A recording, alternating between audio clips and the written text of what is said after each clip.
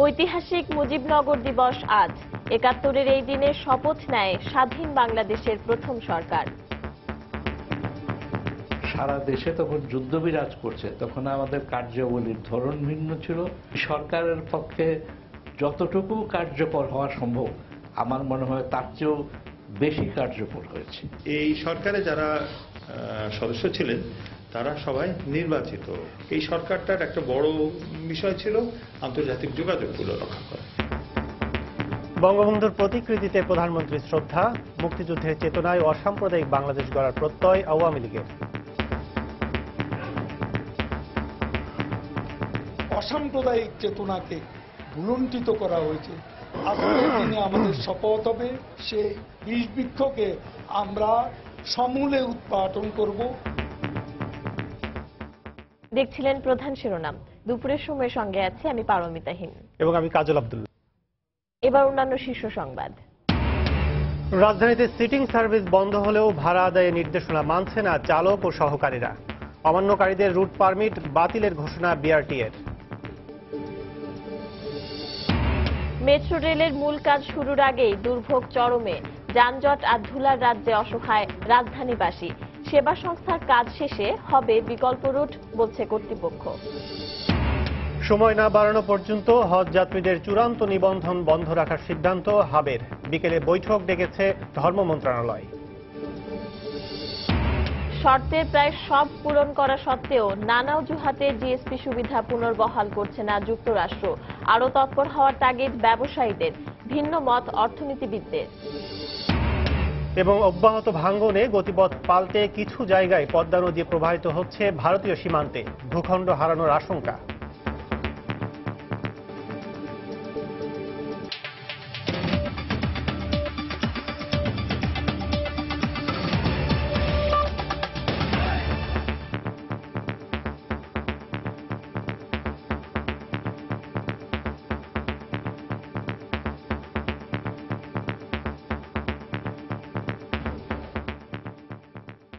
ঐতিহাসিক মুজিবনগর দিবসে বঙ্গবন্ধু শেখ মুজিবুর রহমানের প্রতিকৃতিতে ফুল দিয়ে শ্রদ্ধা জানিয়েছেন প্রধানমন্ত্রী শেখ হাসিনা। সকালে ধানমন্ডি ৩২ নম্বরে ফুল দেওয়ার পর বঙ্গবন্ধুর প্রতিকৃতির সামনে কিছুক্ষণ নীরবে দাঁড়িয়ে থাকেন প্রধানমন্ত্রী। শ্রদ্ধা নিবেদন শেষে দলের সাধারণ সম্পাদক ওবায়দুল কাদের বলেন, অসাম্প্রদায়িক বাংলাদেশ করতে সরকারের প্রচেষ্টা অব্যাহত থাকবে।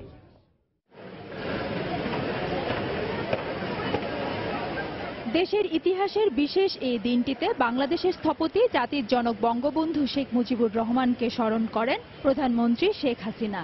শ্রদ্ধা জানান বঙ্গবন্ধুর প্রতিকৃতিতে। আওয়ামী লীগের কেন্দ্রীয় নেতাদের নিয়েও জাতির জনকের প্রতিকৃতিতে শ্রদ্ধা জানান বঙ্গবন্ধু কন্যা। এরপর উন্মুক্ত করে দেওয়া হয় সাধারণের জন্য। শ্রদ্ধা জানান আওয়ামী লীগের অঙ্গ ও সহযোগী সংগঠনের নেতাকর্মীরা। পরে আওয়ামী লীগ সাধারণ সম্পাদক ওবায়দুল কাদের বলেন, ৭৫ পরবর্তী এই দেশে মুক্তিযুদ্ধের চেতনা ভুলণ্ঠিত হয়েছে। তাই আজ সময় এসেছে ২১ বছর ধরে চলা সাম্প্রদায়িক বিষ বৃক্ষকে উৎপাটনের। অসাম্প্রদায়িক চেতনাকে ভুলুণ্ঠিত করা হয়েছে। আজকের দিনে আমাদের শপথ হবে যে সাম্প্রদায়িকতার বিষ বৃক্ষ ডালপালা বিস্তার করেছে এতদিনে, সেই বটবৃক্ষকে, বিষ বৃক্ষকে আমরা সমূলে উৎপাটন করব। তিনি বিএনপিকে ইস্যু তৈরির দল উল্লেখ করে বলেন, এই সরকার যেন তিস্তা চুক্তি করতে না পারে সেজন্য বিএনপি নানাভাবে ষড়যন্ত্র করছে। এদের কোনো রাজনৈতিক কর্মসূচি নেই, শুধু ইস্যু তৈরি করে। এক একটা ইস্যু এখন চলছে ভারত বিরোধিতার ইস্যু। তিস্তা চুক্তি শেখ হাসিনার আমলে যাতে না হয় সে ব্যাপারে বিএনপি যত রকমের তাদের পায়তারা করতে হয়, চক্রান্ত করতে হয়, সেটা তারা করবে, আগেও করেছে, এখনো করবে। মুক্তিযুদ্ধের চেতনায় সবাইকে ঐক্যবদ্ধ হওয়ার আহ্বান জানান আওয়ামী লীগ সাধারণ সম্পাদক। ফেরদৌস লিপি, সময় সংবাদ, ঢাকা। ৭১ এই দিনে মেহেরপুরের বৈদ্যনাথ তলার আম্রকাননে শপথ নিয়েছিল বাংলাদেশের প্রথম সরকার। এর মধ্য দিয়ে প্রাতিষ্ঠানিক ভিত্তি পায় মুক্তিযুদ্ধ। ইতিহাস সংশ্লিষ্টরা বলছেন, মুক্তিযুদ্ধকালীন জনযুদ্ধ আর তথ্যযুদ্ধ উভয় ক্ষেত্রে সাফল্যের সঙ্গে দায়িত্ব পালন করে অস্থায়ী সরকার। তরিকুল ইসলাম সৌরভের রিপোর্ট। 1971 স্বাধিকারের প্রশ্নে বাঙালির অবিরাম লড়াই, যে লড়াইকে স্তব্ধ করে দিতে 25শে মার্চ রাতে নারকীয় হত্যাযজ্ঞ চালায় পাকিস্তানি বাহিনী। বাঙালিরাও বসে থাকেনি। বঙ্গবন্ধু শেখ মুজিবুর রহমানের নির্দেশে যুদ্ধে ঝাঁপিয়ে পড়ে। তবে ন্যায়ের পক্ষের এই জনযুদ্ধের রাজনৈতিক নেতৃত্বের প্রয়োজন ছিল।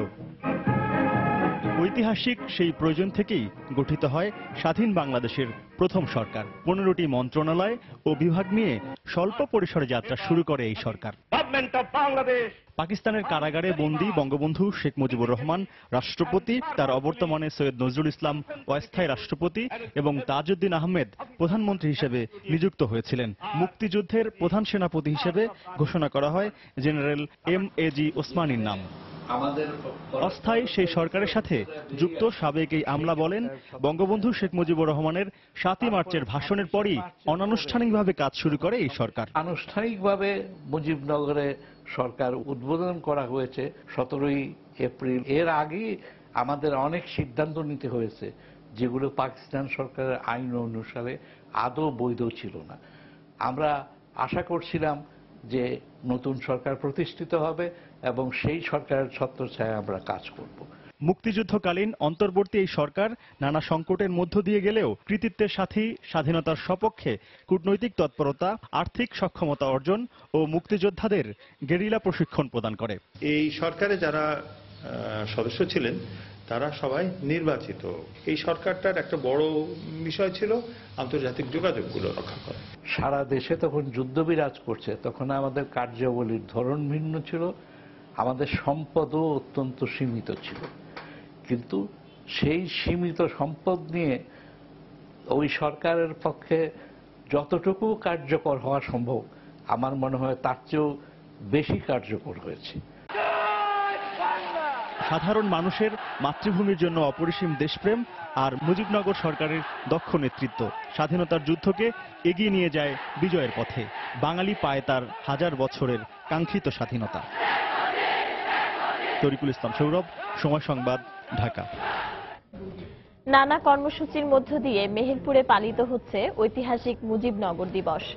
ভোরে দিবসটি উপলক্ষে সূর্যোদয়ের সঙ্গে সঙ্গে মুজিবনগরে জাতীয় পতাকা উত্তোলন করেন জেলা প্রশাসক পরিমল সিংহ ও পুলিশ সুপার আনিসুর রহমান।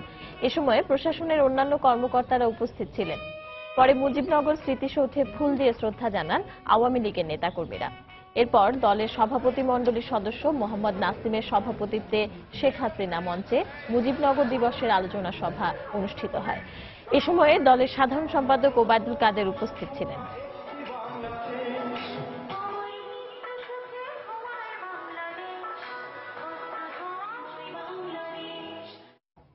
রাজধানীতে সিটিং সার্ভিস বন্ধ হওয়ার দ্বিতীয় দিন আজ।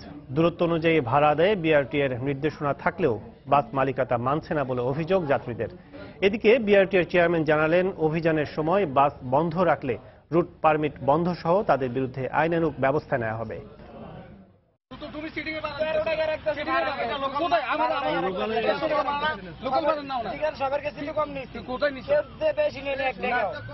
বিআরটির পক্ষ থেকে সিটিং সার্ভিস সহ গণপরিবহনের নানা অনিয়ম বন্ধ ঘোষণার পরে যাত্রীদের সঙ্গে গণপরিবহনের কর্মচারীদের বাকবিতণ্ডার চিত্র এখন রাজধানী জুড়ে। আমি 10 টাকা উঠছি, 20 টাকা কেন দিব? 18 টাকা দিবেন। তাহলে তো তুমি দিছো। অভিযানের কারণে গণপরিবহন কম থাকায় দুর্ভোগে পড়েন অফিসগামী যাত্রীরা। রাজধানীর বিভিন্ন রুটে দেখা যায় সিটিং সার্ভিস নামের বাসগুলোতে আসনের তুলনায় কয়েক গুণ বেশি যাত্রী তোলা হলেও ভাড়া আদায় করা হচ্ছে আগের মতোই। সিটিং ভাড়াই ছিল 14 টাকা, কিন্তু এখন প্রত্যেকটা মানুষের 15 টাকা ভাড়া যাচ্ছে। সিটিং সার্ভিস বন্ধ করছে, বাট এখনো বাস ওইরকম ভাবে বেশি করে ছাড়তেছে না, সব বাস বন্ধ করে রাখছে। সরকারি আর সিটিং ভাড়ার ভিতরে তফাৎ পাচ্ছি না আমরা, দেখা গেছে যে সে আগের ভাড়ার মতন রয়ে গেছে। যত্রতত্র গাড়ি থামানো সহ বেশিরভাগ বাসে এখনো নেই বিআরটি এর নির্ধারিত ভাড়ার তালিকা। নতুন কোনো চার্ট পাচ্ছি না, ওটা ওখানে যে সিগনেচার গুলো আছে অ্যাকচুয়ালি ওটা গভর্নমেন্ট থেকে অ্যাপ্রুভ কিনা এটাই আমাদের সন্দেহ। অনিয়মের কথা স্বীকার করে এর বিরুদ্ধে ব্যবস্থা নেওয়ার কথা জানালেন ঢাকা সড়ক পরিবহন মালিক সমিতির সাধারণ সম্পাদক। এই গাড়িতে দেখলাম যে চার্টে যে ভাড়া আছে তার চেয়ে ভাড়া আদায় করা হয়েছে, অনিয়ম পাওয়া গেছে, যার কারণে এর বিরুদ্ধে আইনগত ব্যবস্থা নেওয়া হচ্ছে। এদিকে বিআরটি এর চেয়ারম্যান জানালেন, জনস্বার্থে পরিবহনের কোনো প্রকার অনিয়ম সহ্য করা হবে না। কোনো সমঝোতা তো প্রশ্নই ওঠে না কারোর সাথে। আমরা বরং যেসব মালিকরা গাড়ি নামাবে না তাদের বিরুদ্ধে আমরা অ্যাকশনে যাবো, যেহেতু গাড়ি তারা বসাই রাখবে, প্রয়োজন হলে গাড়ির রুট পারমিট আমরা বাতিল করে দিব যদি তারা রাস্তায় গাড়ি না চালায়। গণপরিবহনের শৃঙ্খলা ফিরে না আসা পর্যন্ত এ অভিযান অব্যাহত থাকবে বলেও জানানো হয় বিআরটি এর পক্ষ থেকে। রোজিনা রোজি, সময় সংবাদ, ঢাকা। দর্শক, বিষয়টির সর্বশেষ অবস্থা জানাতে রাজধানীর শাহবাগে আছেন রিপোর্টার তোহা খান তামিম। সরাসরি চলে যাচ্ছি তার কাছে। তামিম। পারমিতা, গতকালকে যে বিআরটিএ এবং ঢাকা সড়ক পরিবহন মালিক সমিতির বৈঠকের পরে বিআরটিএর পক্ষ থেকে যেই ঢাকা শহরে যে গণপরিবহনের সমস্যা রয়েছে, সিটিং সার্ভিস সহ বিভিন্ন সমস্যা রয়েছে, সেই সমস্যা কিন্তু নিষেধাজ্ঞা জারির আজকে কিন্তু দ্বিতীয় দিন।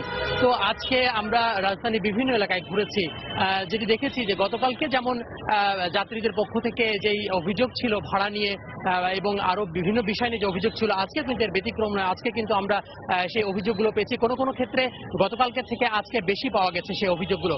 অর্থাৎ আমরা সকাল থেকে কিন্তু মিরপুর, ফার্মগেট, শাহবাগ, কারণবাজার সহ পল্টন, এছাড়া বিভিন্ন এলাকা আমরা ঘুরে ঘুরে দেখেছি। যাত্রীরা বলছেন যে সিটিং সার্ভিসের নামে কিন্তু, অর্থাৎ আগে যে সিটিং সার্ভিসের নামে যে অতিরিক্ত ভাড়া আদায় করা হতো, এটাও কিন্তু ঠিক এখনো কিন্তু সেই ভাড়াই আদায় করা হচ্ছে, অথচ সেইটা কিন্তু যাত্রীদের যে ভাষ্য সেটা হচ্ছে লোকাল সার্ভিস বলছেন তারা, যে লোকালের মতে কিন্তু তারা আসলে চালাচ্ছেন গাড়ি। এছাড়া পারমিতা, আরেকটি কথা আমি বলতে চাই, সেটি হচ্ছে যে গাড়ির বিআরটি এর পক্ষ থেকে যেই ভাড়ার চার্ট গাড়িতে থাকার কথা ছিল, আমি অধিকাংশ গাড়িতে কিন্তু আসলে দেখি নাই যে এই ভাড়ার চার্ট রয়েছে, অথবা স্টপেজে যে চার্ট থাকে বিআরটি এর পক্ষ থেকে জানানো হয়েছিল যে প্রত্যেকটা গাড়িতে কিন্তু ভাড়ার চার্ট এবং স্টপেজ কোন কোন এলাকায় থামবে, কোন কোন জায়গায় থামবে, সেই থামার স্থানগুলো কিন্তু নির্ধারণ করে দেওয়া হয়েছে বিআরটি এর পক্ষ থেকে, কিন্তু কোনো গাড়িতে কিন্তু এই ধরনের কোনো নির্দেশনা মানা হচ্ছে না। তো এই কারণে যেটা হচ্ছে সেটি হচ্ছে যত্রতত্র গাড়ি থামছে এবং যানজটের সৃষ্টি হচ্ছে। এছাড়া রমনা এলাকায় সড়ক পরিবহন এবং বিআরটি এর যৌথভাবে কিন্তু অভিযান পরিচালনা করা হয়েছে, বেশ কিছু গাড়িকে জেল জরিমানা করা হয়েছে এবং সেখানে কিন্তু বেশ কিছু অনিয়ম এবং অভিযোগ পাওয়া গেছে। এবং বিআরটি এর চেয়ারম্যান বলেছেন যে যারা গাড়ি বন্ধ রাখবেন, যে সমস্ত মালিক, তাদের বিরুদ্ধে কিন্তু রুট পারমিট সহ বিভিন্ন আইনানুগ ব্যবস্থা নেওয়া হবে। এছাড়া আমি বাস মালিক সমিতির যে সাধারণ সম্পাদক, তার সাথে কথা বলেছিলাম, তিনি বলছেন যে এই অনিয়ম যতদিন না বন্ধ হবে ততদিন পর্যন্ত তাদের ওই অভিযান অব্যাহত থাকবে বলে তারা আমাকে জানিয়েছেন। তো পারমিতা, শাহবাগ এলাকা থেকে আমার হাতে এই ছিল সবশেষ। পারমিতা। সহকর্মী তোহা খান তামিম যোগ দিয়েছিলেন, জানাচ্ছিলেন সিটিং সার্ভিস বন্ধের দ্বিতীয় দিনে যাত্রীদের দুর্ভোগ পোহাতে হচ্ছে তার সর্বশেষ অবস্থা। চলে যাচ্ছি পরের প্রসঙ্গে। রাজধানীবাসীর স্বপ্নের মেট্রো রেলের মূল কাজ শুরুর আগেই শুরু হয়ে গেছে অসহনীয় দুর্ভোগ। আপাতত দুর্ভোগের শিকার মিরপুরবাসী, কিন্তু পর্যায়ক্রমে যে পথে মেট্রো রেল এগুবে সে পথেই কষ্ট পোহাতে হবে নগরবাসীকে। সংশ্লিষ্টরা বলছেন, সেবা সংস্থাগুলোর লাইন সরানোর পর মূল নির্মাণ কাজ শুরু হলে দুর্ভোগ কমাতে বিকল্প রুটের ব্যবস্থা করবেন তারা। রিপোর্ট আতিকুর রহমান তমালের, ছবি তুলেছেন সাইদুল ইসলাম। এমন নরবরে বাঁশের সাঁকো দিয়ে অন্যের সাহায্যে না হয় মেয়েকে পার করা গেল, কিন্তু নিজে ওপারে যাবেন কিভাবে? নিরুপায় এই নারী বেশ কিছুক্ষণ ইতিউতি তাকালেন। ওপারে মেয়ে, এপারে তিনি। অগত্যা অপরিচিতের সাহায্য নিয়ে পার হতে হলো তাকেও। এমন বিব্রতকর অবস্থায় পড়তে হচ্ছে মিরপুরে চলাচলকারী অনেককেই। এইভাবে ফেলে রাখছে, তো আসলে এইভাবে রাখা ঠিক না, রাস্তা পারাপারে তো সমস্যা হয়। মেট্রো রেলের কাজ চলবে, তাই মিরপুর 12 থেকে মিরপুর 10 পর্যন্ত রাস্তার প্রায় মাঝ বরাবর কেটে সেবা সংস্থার লাইন সরানো হচ্ছে। আর এতেই অসহনীয় যানজট আর ধুলোর রাজ্যে পরিণত ওইসব এলাকা। নিয়ম অনুযায়ী প্রকল্প এলাকায় ধুলো কমাতে পানি ছেটানোর কথা, কিন্তু বাস্তবে সেটি হচ্ছে কিনা তা নিয়ে সন্দিহান এলাকাবাসী। বলেন যে সাময়িক অসুবিধা, সাময়িক অসুবিধা কিন্তু 1 মাস 2 মাস হবে না, 6 মাস 1 বছর 2 বছর হবে। আমাদের খুব কষ্ট হইতাছে, রাস্তা পার হতে অসুবিধা, গাড়ি না যাইতে অসুবিধা, গাড়ি রাস্তা জাম হয়ে যায় ভাই। আমি যে একটা ড্রাইভার, আমার কাছে অসহ্য লাগে এই রাস্তা কাটাকাটির জন্য। উন্নয়নের স্বার্থে দুর্ভোগের সঙ্গে সমঝোতা কিংবা দুর্ভোগকেই নিয়তি মনে করে উন্নয়নের সান্ত্বনা, যেভাবে বলুন না কেন, একমাত্র ভুক্তভোগীরাই বোঝেন এর যাতনা। এমন আক্ষেপ এই এলাকার হাজারো মানুষের। এইভাবে যে আমাদের জনগণের ভোগান্তি করতেছে, এটা আমরা খুব কষ্টের ভিতরে আছি। রাস্তায় যে পরিমাণ ধুলো হচ্ছে, ধুলোয় তো অনেক খারাপ অবস্থা। যেখানে আপনার আধা ঘন্টা লাগার কথা, ওইখানে আপনার লেগে যাচ্ছে 1 থেকে 2-3 ঘন্টা লেগে যাচ্ছে। জনদুর্ভোগের কথা স্বীকার করে প্রকল্পটির পরিচালক বলছেন এবছরের শেষে মূল কাজে হাত দেবেন তারা। সাধারণত দুই ধরনের ইউটিলিটি, এগুলি আমরা গত নভেম্বরের 1 তারিখ থেকে কাজ শুরু করেছিলাম। মোটামুটি 80% কাজ আমরা কমপ্লিট করতে পেরেছি। আশা করছি বর্ষা পুরোদমে আসার আগে আমাদের এই কাজ শেষ হবে। প্রকল্প এলাকায় দুর্ভোগ কমাতে বেশ কিছু সুপারিশ করেছিলেন বিশেষজ্ঞরা। সেসব বাস্তবায়ন হলে ভোগান্তি অনেকটাই কমবে বলেও মনে করেন তারা। কনস্ট্রাকশন চলাকালীন সময় অনেকগুলি বিকল্প পথ খোলার ব্যবস্থা করা হচ্ছে। ক্যান্টনমেন্টের সংরক্ষিত এলাকা দিয়েও জনগণকে সীমিতভাবে চলাচলের একটা ব্যবস্থা করা হবে, যেটা মহাখালী ফ্লাইওভার কনস্ট্রাকশনের সময় করা হয়েছিল আর কি। তাহলে আমাদের ধারণা কিছুটা হলো এই জায়গায় চাপটা কমবে। প্রায় 20 কিলোমিটার দীর্ঘ এই রেলপথের প্রথম পর্যায়ে উত্তরা থেকে আগারগাঁও পর্যন্ত। এটি চালু হবে 2019 সালের মাঝামাঝিতে। বাকি পথ অর্থাৎ আগারগাঁও থেকে মতিঝিল রুটের কাজই শুরু হবে 2019-এর পর। পুরো প্রকল্প চালু হলে উত্তরা থেকে মতিঝিল পৌঁছতে সময় লাগবে 38 মিনিট। আতিকুর রহমান তমাল, সময় সংবাদ, ঢাকা। বাংলাদেশ পল্লী উন্নয়ন বোর্ড আইন 2017 এর খসড়া চূড়ান্ত অনুমোদন দিয়েছে মন্ত্রিসভা। সকালে সচিবালয়ে প্রধানমন্ত্রীর সভাপতিত্বে অনুষ্ঠিত মন্ত্রিসভার বৈঠকে এই সিদ্ধান্ত নেওয়া হয়। বৈঠক শুরুর আগে ডাক ও টেলিযোগাযোগ প্রতিমন্ত্রী তারানা হালিম স্যাটেলাইট বঙ্গবন্ধু 1 এর রেপ্লিকা প্রধানমন্ত্রী শেখ হাসিনার হাতে তুলে দেন।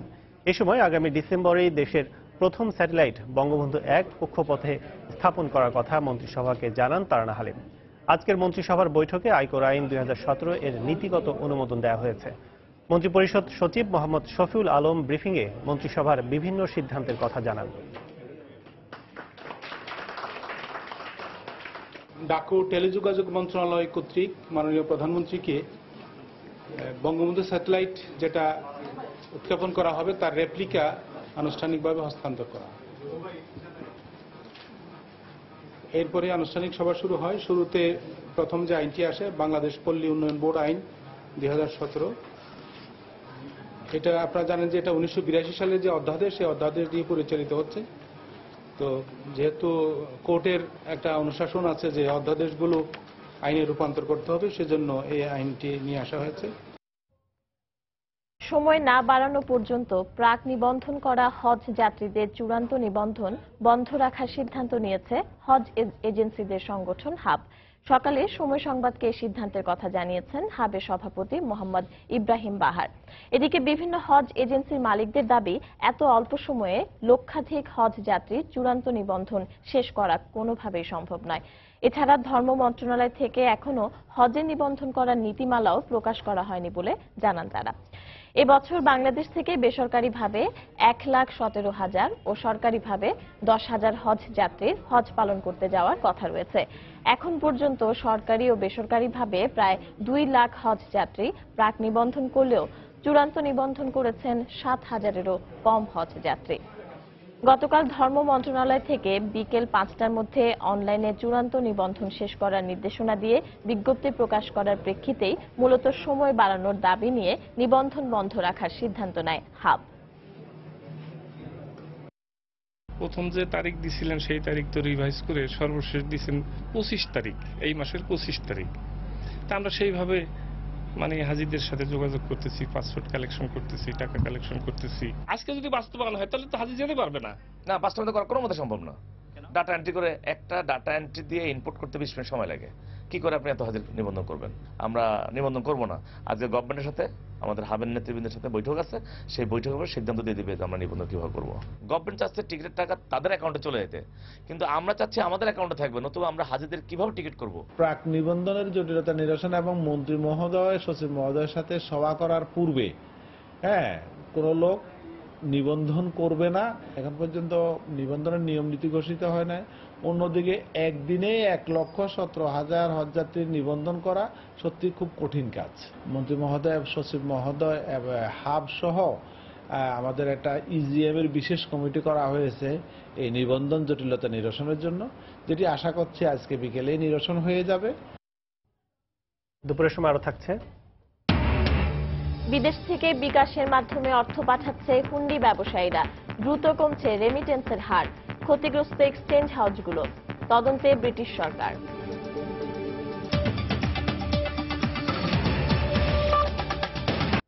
বাংলাদেশের পক্ষ থেকে নানা উদ্যোগের পরও বিভিন্ন অজুহাতে বিশেষ বাজার সুবিধার জিএসপি পুনর্বহাল করছে না যুক্তরাষ্ট্র। ব্যবসায়ীরা বলছেন, মার্কিন বাজারের জিএসপি সুবিধা আদায় করতে পারলে পোশাক খাতের স্বচ্ছ ইমেজ প্রতিষ্ঠায় এক ধাপ এগিয়ে যাবে বাংলাদেশ। এই সুবিধা আদায়ে প্রচেষ্টা অব্যাহত রাখার প্রশ্নে ভিন্ন মত রয়েছে অর্থনীতিবিদদের মধ্যে। বিস্তারিত জানাচ্ছেন কামরুল হাসান সবুজ। বিশ্ব বাণিজ্য সংস্থা WTOর বিধান অনুযায়ী উন্নত দেশে পণ্য রপ্তানির ক্ষেত্রে জিএসপি পায় স্বল্পোন্নত দেশগুলো।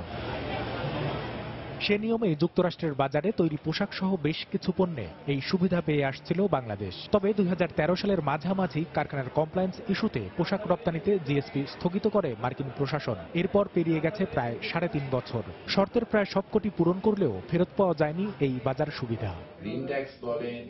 আমদানি নিরুৎসাহিত করতে কঠোর নীতি গ্রহণ করেছে ট্রাম্প প্রশাসন। তাই জিএসপির পেছনে না ছোটার পরামর্শ বিশ্বব্যাংকের এই অর্থনীতিবিদের। ট্রাম্প অ্যাডমিনিস্ট্রেশন বলছে, আমার মূল লক্ষ্য হলো আমেরিকান অর্থনীতিতে উৎপাদন করা, যাতে আমেরিকায় কর্মসংস্থান বাড়ে। তাহলে তো জিএসপি দেওয়াটা তার বাংলাদেশের মতো অর্থনীতিকে জিএসপি সুবিধাটা দেওয়াটা তার পরিপন্থী হবে। অন্যদিকে সুবিধা আদায়ে রাজনৈতিক তৎপরতা অব্যাহত রাখার পরামর্শ সিপিডির এই গবেষণা পরিচালকের। বাংলাদেশের জন্য শুল্কমুক্ত বাজার সুবিধার যে একটা যৌক্তিক ভিত্তি রয়েছে, টিকফার মতো প্ল্যাটফর্ম যেখানে কিনা বাংলাদেশ মার্কিন যুক্তরাষ্ট্র সরাসরি আলোচনা করে থাকে, সেখানে আসলে এই বিষয়গুলোর অবতারণা করবার একটি রাজনৈতিক ভিত্তি রয়েছে এবং একই সাথে এর একটা অর্থনৈতিক যৌক্তিকতাও রয়েছে। ব্যবসায়ীরা বলছেন, দেশের অর্থনীতিতে মার্কিন জিএসপির বড় প্রভাব নেই। তবে বিশ্বের অন্যান্য বাজারে এই ইস্যু পোশাক শিল্পের অগ্রগতি প্রশ্নের মুখে ফেলতে পারে বলে আশঙ্কা তাদের। আমরা যে বিলিয়নস অফ ডলারের যে অন্যান্য জায়গাতে আমরা যে জিএসপি সুবিধাগুলো পাচ্ছি, তারা কোনো কারণে এই যে আমাদের জিএসপিটা আমেরিকা থেকে না পাওয়াকে যদি একটা দৃষ্টান্ত কিংবা একটা রেফারেন্স হিসাবে নিয়ে যায়, সেটা আমাদের জন্য কিন্তু সাংঘাতিক রকমের বিপর্যয় হবে। রপ্তানি আয় বাড়াতে বাজার সুবিধার পাশাপাশি ইউরোপ আমেরিকার বাইরে নতুন বাজার সৃষ্টিতে বেশি মনোযোগী হওয়ার পরামর্শ অর্থনীতিবিদদের। কামরুল হাসান সবুজ, সময় সংবাদ, ঢাকা। গেল কয়েক বছরে প্রমত্তা পদ্মার গতিপথ পরিবর্তন হয়ে চলে যাচ্ছে ভারতীয় সীমান্তে। এতে রাজশাহী সীমান্তে ভূখণ্ড হারানোর ঝুঁকিতে পড়েছে বাংলাদেশ। এ কারণে নানা সমস্যার সম্মুখীন হতে হচ্ছে চরাঞ্চলের বাসিন্দাদের। হাবিবুর রহমান পাপ্পুর তোলা ছবিতে বিস্তারিত সাইফুর রহমান রকের রিপোর্টে। দশেক আগে শুষ্ক মৌসুমীয় পদ্মায় থই থই করত পানি, কিন্তু এখন সে চিত্র বদলে গেছে। শহর রক্ষা বাঁধ থেকে প্রায় 5 কিলোমিটার দক্ষিণে চলে গেছে নদীর গতিপ্রবাহ। ফারাক্কা গেট খুলে দেয় বর্ষা মৌসুমে রাজশাহী অঞ্চলে পদ্মা নদীর পানি বিপদসীমার উপর দিয়ে প্রবাহিত হয়। তখন প্রমত্তা এ নদীর বিপুল স্রোতে কখনো শহর রক্ষা বাঁধ, কখনো বা ভাঙন ধরে দক্ষিণ চরাঞ্চলে। গেল কয়েক বছরের অব্যাহত ভাঙনের ফলে এখন মূল শহর থেকে নদীর গতিপথ পরিবর্তন হয়ে বিপরীত দিকে প্রবাহিত হচ্ছে। এতে দক্ষিণ চরাঞ্চল খানপুর, খিদিরপুর ও চরমাজার দিয়ার সংলগ্ন সীমান্ত রেখা অতিক্রম করে কোনো কোনো জায়গায় নদীর গতি প্রবাহ ভারতীয় সীমান্ত রেখার মধ্যে ঢুকে পড়েছে। ওই অংশে প্রবেশে নিষেধাজ্ঞা থাকায় জেলে ও চরাঞ্চলের বাসিন্দাদের নানা হয়রানির শিকার হতে হচ্ছে। নদীটা আগে ছিল হচ্ছে শহরের কেন্দ্রস্থলে, এখন আমাদের এদিকে পদ্মার চরে এসে এটা ভাঙে আপনার ইন্ডিয়ার কাছাকাছি চলে গেছে। এখন আমাদের যেটা নদীর যা গতি, তাতে আমাদেরকে ইন্ডিয়ার ভিতর দিয়ে ঢুকতে হয়েছে। যেভাবে ভাঙনের চাপ, তাতে ভাঙতে ভাঙতে বেশি আমরা ধরেন ইন্ডিয়ার মধ্যে চলে যাই। আসলে ইন্ডিয়া তো আমাদেরকে নিবে না। বিশেষজ্ঞরা বলছেন, এ অবস্থা চলতে থাকলে নিজেদের ভূখণ্ড হারানোর পাশাপাশি পদ্মার একক আধিপত্যও হারাতে হবে বাংলাদেশকে। যদি নদী সম্পূর্ণভাবে ভারতের সীমানার অন্তর্ভুক্ত হয়ে যায়, তাহলে তো ভৌগোলিকভাবে আমরা তো সেই ভৌগোলিক সীমারেখা অতিক্রম করতে পারবো না। সেক্ষেত্রে তো আমাদের আধিপত্য খর্ব হবে। রিভার ড্রেজিং এর যে বিষয়টা, এটা করলে হয়তো আমরা এখনো আমাদের নদীটাকে আমাদের দিকে রাখতে পারবো। তবে সংকট উত্তরণে আগামী বছর থেকে নদীতে নিয়মিত ড্রেজিং করার কথা জানান পানি উন্নয়ন বোর্ডের এই প্রকৌশলী। আপাতত আমরা ওইখানে যাচ্ছি না। আমরা লেপটাকে আরো বেশি সুদৃঢ় করে ড্রেজিং করে দিতে চাই, যেন আর রাইটে না ভাঙে, চরটা না ভাঙে। পানি উন্নয়ন বোর্ড জানিয়েছে, বর্ষায় ফারাক্কা দিয়ে আসা 1.5 বিলিয়ন টন পলিমাটি জমে শুষ্ক মৌসুমে নদীর বুকে জাগে বিশাল চর। সাইফুর রহমান রকি, সময় সংবাদ, রাজশাহী। সামুদ্রিক মাছের চাহিদার একটা বিরাট অংশ আসে বরগুনার পাথরঘাটা মৎস্য অবতরণ কেন্দ্র থেকে। মাছ বেচাকেনা ও দেশের বিভিন্ন স্থানে সরবরাহ কেন্দ্র করে জীবিকা নির্বাহ করে সেখানকার লক্ষাধিক মানুষ।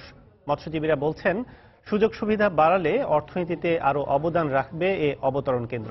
প্রশাসন বলছে, মৎস্যশিল্পের উন্নয়নে তৎপর তারা। এস.এম. সিফাতের তোলা ছবিতে এম.এ. আজিমের রিপোর্ট। বরগুনার পাথরঘাটা মৎস্য অবতরণ কেন্দ্র সমুদ্র থেকে খুব কাছে হওয়ায় জেলেরা সমুদ্রে মাছ শিকার শেষে সহজে এখানে এসে মাছ বিক্রি করেন। অবতরণ কেন্দ্রের জেটিতে ট্রলার ভিড়লেই শ্রমিকরা তড়িঘড়ি করে ট্রলার থেকে মাছ তুলে অবতরণ কেন্দ্রে ওঠান। পরে আড়তদারদের মাধ্যমে নিলামে মাছ কেনেন পাইকাররা। বরফ দিয়ে প্রক্রিয়াজাত করে দেশের বিভিন্ন স্থানে মাছ পাঠান তারাই। জেটি ও অকশন শেড সম্প্রসারণ ও মাছ পরিবহনের রাস্তার উন্নয়ন করা গেলে পাথরঘাটা মৎস্য অবতরণ কেন্দ্র মৎস্য শিল্পে আরো ভালো অবদান রাখতে পারবে বলে মনে করেন মৎস্যজীবীরা। বিদ্যুৎটা সময় মতো অনেক সময় থাকে না, বিদ্যুৎটা যদি থাকে বরফটা কিন্তু পাওয়া যায়, একটু কমে পাওয়া যায়। রাস্তাঘাটে লোড দিলে একটা ট্রাকে মাছ থাকে 20 টন 25 টন মাল থাকে, ও নিয়ে রাস্তায় গাড়ি গাড়িয়ে যায়। গাড়ি গেলে প্রত্যেকটা পাইকার সমস্যায় পড়ে। ফেরিঘাট আমাদের সমস্যা হয়, ওখানে একটা ফেরি এবং টাইম টু টাইম ফেরি চলে না। জেলা প্রশাসনের শীর্ষ কর্মকর্তা জানালেন, মৎস্যশিল্পের প্রসারে প্রশাসন কাজ করছে।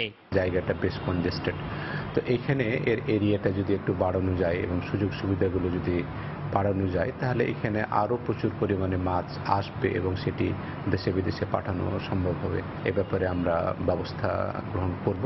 এখানে বিক্রি হওয়া মাছের মূল্যের শতকরা 1 টাকা 25 পয়সা হারে রাজস্ব আদায় করা হয়। এখান থেকে প্রতি বছর প্রায় 2 কোটি টাকা আয় হয় সরকারের। এম.এ. আজিম, সময় সংবাদ, বরগুনা। দুপুরের সময় আরো থাকছে। বগুড়ায় বাস নিয়ন্ত্রণ হারিয়ে খাদে পড়ে 3 জন নিহত, আহত আরো অন্তত 30 নেওয়া হয়েছে বগুড়া মেডিকেল কলেজ হাসপাতালে।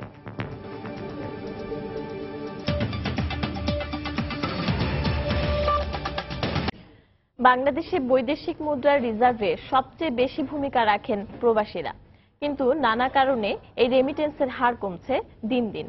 এর অন্যতম কারণ হুন্ডি। হুন্ডি ব্যবসায়ীরা এখন অর্থ লেনদেনে ব্যবহার করছে বিকাশ সার্ভিস, অথচ বিদেশ থেকে বিকাশের মাধ্যমে অর্থ লেনদেন সম্পূর্ণ অবৈধ। বিষয়টি খতিয়ে দেখতে এরই মধ্যে তদন্তে নেমেছে ব্রিটিশ সরকার। তানভীর হাসানের ক্যামেরায় আরো জানাচ্ছেন আমাদের লন্ডন প্রতিনিধি শোয়েব কবির। বাংলাদেশ ব্যাংকের পরিসংখ্যান অনুযায়ী চলতি অর্থ বছরের জুলাই মার্চ পর্যন্ত প্রবাসীরা দেশে পাঠিয়েছেন প্রায় ৭২,৪০০ কোটি টাকা। আগের অর্থ বছরে একই সময়ে এই অঙ্ক ছিল ৮৬,৫০০ কোটি টাকা। এক বছরের ব্যবধানে রেমিটেন্স কমেছে প্রায় ১৪,১০০ কোটি টাকা। আমরা এই বিষয়টা বিকাশের সাথে যোগাযোগ করেছি এবং বিকাশ থেকে কনফার্ম করেছে যে ওয়েস্টার্ন ইউনিয়ন এবং ব্র্যাক সজন ছাড়া বিকাশের যুক্তরাজ্যে কোনো মানি এক্সচেঞ্জ কোনো বিষয়ে কোনো এগ্রিমেন্ট বা কোনো এজেন্ট নাই। সেই ক্ষেত্রে এইগুলা আসলে অবৈধ। বিকাশের মাধ্যমে অবৈধভাবে অর্থ পাঠানোর কারণে ক্ষতিগ্রস্ত হচ্ছে অনুমোদিত এক্সচেঞ্জ হাউসগুলো। বিকাশের মাধ্যমে কাগজপত্র ছাড়া বাংলাদেশে যে টাকাগুলো চলে যাচ্ছে সেগুলো সম্পূর্ণ অবৈধ এবং হুন্ডি। এতে করে বাংলাদেশ সরকার এবং বাংলাদেশ সরকার কর্তৃক অনুমোদিত যে এক্সচেঞ্জ হাউসগুলো এখানে আমরা আছি তারা দারুণভাবে ক্ষতিগ্রস্ত হচ্ছে। তবে কোনো প্রকার নিয়ম নীতি কিংবা কাগজপত্রের প্রয়োজন না থাকায় প্রবাসীরা বিকাশের মাধ্যমে রেমিটেন্স পাঠাচ্ছেন। বিকাশে টাকাগুলো পাঠাইতে কোনো কাগজপত্র লাগে না, কোনো ঝামেলা নাই, সহজে পাঠানো যায় এবং সহজে ওইখানে টাকা রিসিভ করতে পারে। বর্তমানে বাংলাদেশে বিকাশের নিবন্ধিত গ্রাহক সংখ্যা 2,70,00,000 ও দেশব্যাপী 1,65,000 এজেন্ট রয়েছে বলে বিকাশ সূত্রে জানা গেছে। দেশের জেলা উপজেলা থেকে শুরু করে প্রত্যন্ত অঞ্চলে ছড়িয়ে পড়েছে মোবাইল ব্যাংকিং সিস্টেমে বিকাশের মাধ্যমে হুন্ডির শক্তিশালী নেটওয়ার্ক। হুন্ডির এই নতুন মাধ্যম নিয়ে উদ্বিগ্ন বাংলাদেশ ব্যাংক। লেনদেন খুব সহজ হয় বিদেশ থেকে প্রতি বছর হুন্ডির মাধ্যমে বিপুল সংখ্যক রেমিটেন্স পাঠাচ্ছে প্রবাসীরা, আর হুন্ডি ব্যবসায়ীরা অর্থ লেনদেনের আধুনিক মাধ্যম হিসেবে বেছে নিয়েছে বিকাশকে। লন্ডনের বাংলাদেশ হাইকমিশনের অভিযোগের ভিত্তিতে রেমিটেন্স পেয়ারের ক্ষেত্রে অবৈধভাবে বিকাশকে ব্যবহারের বিষয়ে তদন্তে নেমেছে ব্রিটিশ সরকার। শোয়েব কবির, সময় সংবাদ, লন্ডন। দেখছেন দুপুরের সময়। টেল সুপ্রিম চেয়ারের পারফেক্ট শেপ আর ডিজাইন আপনাকে দেয় 100% কমফোর্ট। টেল সুপ্রিম চেয়ার। বগুড়ায় যাত্রীবাহী একটি বাস নিয়ন্ত্রণ হারিয়ে খাদে পড়ে 3 জন নিহত হয়েছেন। এই ঘটনায় আহত হয়েছেন আরো অন্তত 30 জন। গতরাতে শেরপুর উপজেলার বাজার এলাকায় এই দুর্ঘটনা ঘটে। হাইওয়ে পুলিশ ও ফায়ার সার্ভিস জানায় 50 জন যাত্রী নিয়ে গাইবান্ধা থেকে ঢাকায় আসছিল একটি বাস। এটি শেরপুরের বাজার এলাকায় পৌঁছালে নিয়ন্ত্রণ হারিয়ে খাদে পড়ে যায়। এতে ঘটনাস্থলেই 3 জন নিহত হন, আহত হন আরো 30 জন। ফায়ার সার্ভিস কর্মীরা আহতদের উদ্ধার করে শেরপুর উপজেলা স্বাস্থ্য কমপ্লেক্স ও বগুড়া শহীদ জিয়াউর রহমান মেডিকেল কলেজ হাসপাতালে ভর্তি করে।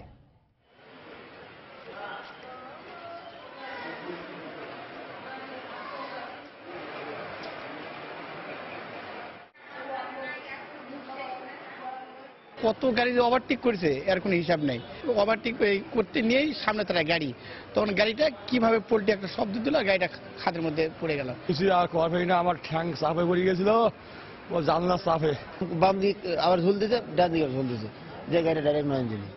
দুর্ঘটনায় পতিত হওয়া সংবাদ পাওয়ার সাথে সাথে শেরপুর, বগুড়া, সিরাজগঞ্জ এবং রায়গঞ্জের 6টি ইউনিট দুর্ঘটনাস্থলে উপস্থিত হয়ে উদ্ধার কার্য পরিচালনা করে।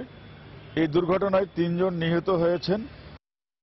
বর্তমান সংকট দ্রুত সমাধান করা না হলে সাভারে চামড়া শিল্প নগরীতে চালু ট্যানারি কারখানা বন্ধ করে দেওয়ার হুঁশিয়ারি দিয়েছে চামড়া শিল্প রক্ষা ঐক্য পরিষদ। সকালে রাজধানীর লালবাগে মতবিনিময় সভায় এ হুঁশিয়ারি দেয় সংগঠনটি। এ সময় চামড়া শিল্পের এই অবস্থার জন্য আন্তর্জাতিক ষড়যন্ত্র ও বিসিককে দায়ী করে তাদের শাস্তির দাবি জানান সংগঠনের নেতারা। টঙ্গীর পাশে হাজার হাজার আপনাকে টেক্সটাইল মিল, সেই টেক্সটাইল মিলের বর্জ্য, কেমিক্যালের বর্জ্য সমস্ত তুরাগ নদীতে পড়তেছে। কোথায় কোথায় সেখানে তো কোনো পরিবেশবিদরাকে গিয়ে কথা বলতেছে না। আমাদের 9 দফা দাবি যাতে অচিরে বাস্তবায়ন করা হয়, না হলে সারা বাংলাদেশ থেকে আমরা বৃহত্তর আন্দোলন করব। আবারও যে কয়টি ট্যানারি শুরু করেছে আপনার বিশেষত ওয়েটগুলো, সেই ওয়েটগুলো প্রোডাকশন আমরা বন্ধ করে দেব। আমরা আশা প্রকাশ করব মাননীয় প্রধানমন্ত্রী আমাদের দিকে সদয় দৃষ্টি দেবেন এবং এক্ষেত্রে রিলেটেড যারা যে সঠিক কাজগুলো করে নাই তাদের প্রতি তিনি অবশ্যই তাদের প্রতি একটা ব্যবস্থা নেবেন। প্রকৃতির অপার সৌন্দর্য থাকা সত্ত্বেও শুধু রক্ষণাবেক্ষণ আর অনুন্নত যোগাযোগের কারণে পিছিয়ে পড়ছে সিলেটের পর্যটন খাত। ভোগান্তির কারণে কমে গেছে পর্যটকের সংখ্যাও। এতে হুমকির মুখে পড়েছে সম্ভাবনাময় পর্যটন শিল্প। সরকারি প্রতিষ্ঠান পর্যটন কর্পোরেশনও বলছে এ ব্যবসায় রীতিমতো ধস নেমেছে। যদিও প্রশাসনের দাবি পর্যটন বর্ষে এ খাতে ব্যাপক উন্নতি হয়েছে। দিগেন সিং এর ক্যামেরায় বিস্তারিত আব্দুল আহাদের রিপোর্ট। পর্যটকদের আকৃষ্ট করতে 2016 সাল ছিল সরকার ঘোষিত পর্যটন বর্ষ। তারপর দিন গড়িয়ে বছর শেষ, কিন্তু সিলেটের পর্যটন খাতে ছিটেফোঁটো উন্নয়ন হয়নি। উল্টো বিপর্যয়ের মুখে পর্যটন শিল্প। বিছনাকান্দি, পান্থুমাই, রাতারগুল আবিষ্কারের পর কবছর আগেও শুধু পর্যটন মৌসুম নয়, সারা বছর সিলেটে ভিড় করতেন পর্যটকরা। পর্যটকদের স্রোত দেখে শত শত হোটেল, মোটেল ও রিসোর্ট গড়ে ওঠে। কিন্তু অনুন্নত যোগাযোগের কারণে ধীরে ধীরে এসব পর্যটন কেন্দ্র থেকে মুখ ফিরিয়ে নিচ্ছেন মানুষ। পর্যটন কর্পোরেশনও এ ব্যাপারে একমত। ভরা মৌসুমেও পর্যটন মোটেল ছিল ফাঁকা। শুধু এই রাস্তার কারণেই আমি বলবো যে সিলেটের পর্যটন খাতে আসানোর ব্যবসা তো দূরের কথা, একেবারে ধস বলা চলে। নতুন আবিষ্কৃত পর্যটন স্পটগুলো আকৃষ্ট করে প্রবাসীদেরও, কিন্তু একবার যাওয়ার পর তিক্ত অভিজ্ঞতার কারণে সেখানে যেতে আগ্রহী নন কেউ। আমার মেয়ে এবং নাতিরা তো জার্নির ভয়ে, এই যে যাতায়াতের যে অসুবিধা, এর কারণে তারা খুব ডিসকারেজ ফিল করতেছে। I doubt they will go again. সিলেটের পর্যটন শিল্প নিয়ে কাজ করা শাহজালাল বিশ্ববিদ্যালয়ের সিভিল ইঞ্জিনিয়ারিং বিভাগ বলছে, পর্যটনের সবকিছু থাকার পরও শুধুমাত্র পরিকল্পনার অভাবে এই দুরবস্থা। তবে জেলা প্রশাসনের দাবি, পর্যটন বর্ষে সরকার অনেক কিছু করেছে। পরিকল্পনার অভাব, এটা একমাত্র দোষ। টাকা আছে, সবকিছু আছে, শুধু পরিকল্পনার অভাব। সরকার কিন্তু এই বিষয়ে অত্যন্ত আন্তরিক। এই বিষয়ে জেলা প্রশাসনের সাথে সড়ক, জনপদ, এলজিডি অনেক কথা হচ্ছে। বর্ষায় বিছনাকান্দি ও রাতারগুল যেতে পর্যটকদের ব্যবহার করতে হয় নৌকা, কিন্তু সেখানে গিয়ে মাঝি ও স্থানীয়দের কাছে জিম্মি হয়ে পড়েন পর্যটকরা। আব্দুল আহাদ, সময় সংবাদ, সিলেট। দেশের বাইরের খবর। তুরস্কের সংবিধান সংশোধনের প্রশ্নে অনুষ্ঠিত গণভোটে হাড্ডাহাড্ডি লড়াইয়ের পর জয়ের মুখ দেখলেন প্রেসিডেন্ট রিসেপ তাইপ এরদোয়ান। তার হ্যাঁ শিবিরের পক্ষে পড়েছে 51% ভোট। অন্যদিকে না ব্যালটে ভোট পড়েছে প্রায় 49%। এর ফলে 12 বছরের জন্য প্রেসিডেন্টের অগাধ নির্বাহী ক্ষমতার অধিকারী হবেন এরদোয়ান। ভোটে কারচুপি হয়েছে উল্লেখ করে 60% ভোট পুনর্গণনার দাবি জানিয়েছে বিরোধী দল। সংবিধান সংশোধনের জন্য অনুষ্ঠিত রোববারের গণভোটে এরদোয়ানের হ্যাঁ শিবিরের প্রতি আস্থা পোষণ করেন সংখ্যাগরিষ্ঠ মানুষ। এদিন দেশজুড়ে 1,67,000 ভোট কেন্দ্রে প্রায় 5.5 কোটি তুর্কি নাগরিক তাদের ভোটাধিকার প্রয়োগ করেন। হাড্ডাহাড্ডি লড়াই শেষে এরদোয়ানের পক্ষে জয় নিশ্চিত হলে স্বস্তি প্রকাশ করেন তার সমর্থকরা।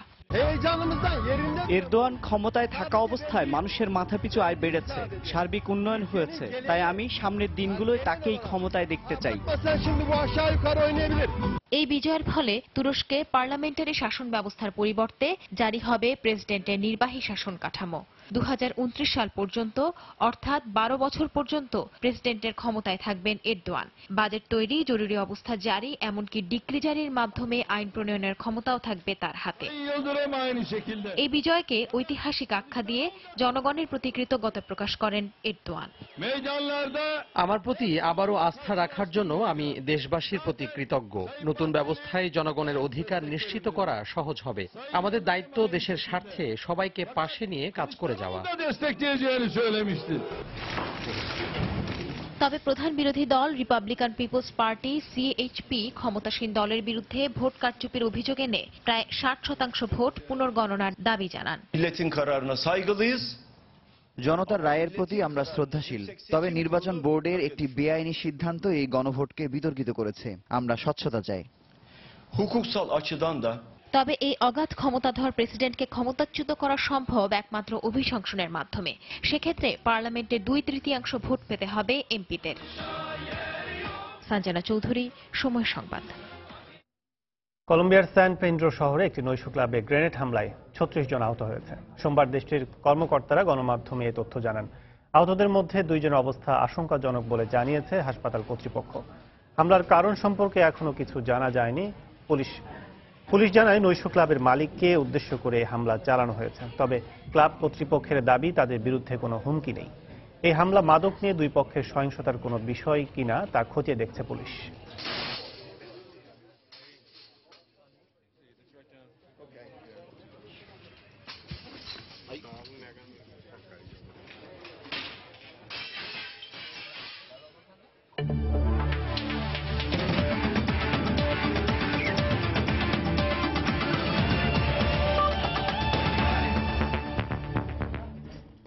আইপিএল এর খবর।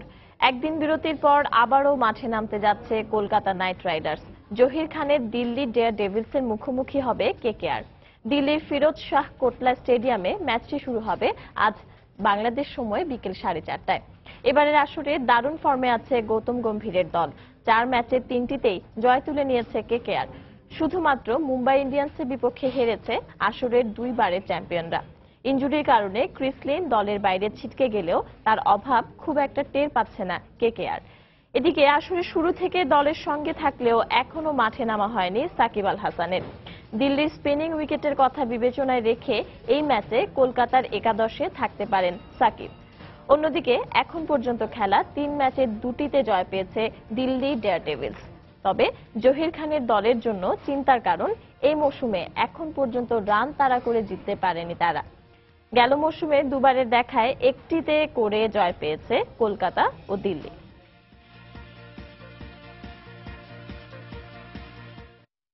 এদিকে দিনের দ্বিতীয় ম্যাচে কিংস 11 পাঞ্জাবের মুখোমুখি হবে বর্তমান চ্যাম্পিয়ন সানরাইজার্স হায়দ্রাবাদ। রাজীব গান্ধী স্টেডিয়ামে ম্যাচটি শুরু হবে বাংলাদেশ সময় রাত 8:30। ঘরের মাঠে আসরের প্রথম 2 ম্যাচে জয় পেলেও এরপরে মুম্বাই ও কেকেআরের বিপক্ষে অ্যাওয়ে ম্যাচ 2টিতে হেরেছে সানরাইজার্স হায়দ্রাবাদ। 4 ম্যাচে 2 জয় পেয়ে পয়েন্ট টেবিলেও কিছুটা পিছিয়ে আছে ডেভিড ওয়ার্নারের দল। মূলত দলের মিডল অর্ডার বেশ ভোগাচ্ছে বর্তমান চ্যাম্পিয়নদের। তাই দলে দেখা যেতে পারে কিউই ব্যাটসম্যান কেইন উইলিয়ামসনকে। তবে আসরে এখন পর্যন্ত মাত্র 1 ম্যাচ খেলা মুস্তাফিজকে হয়তো এই ম্যাচেও দেখা যাবে না। অন্যদিকে পাঞ্জাবও এখন পর্যন্ত 4 ম্যাচে 2টিতে জয় পেয়েছে। তবে ইতিহাস পক্ষে আছে হায়দ্রাবাদের। 2 দলের মুখোমুখি 8 বারের দেখায় 6টিতেই জয় পেয়েছে তারা।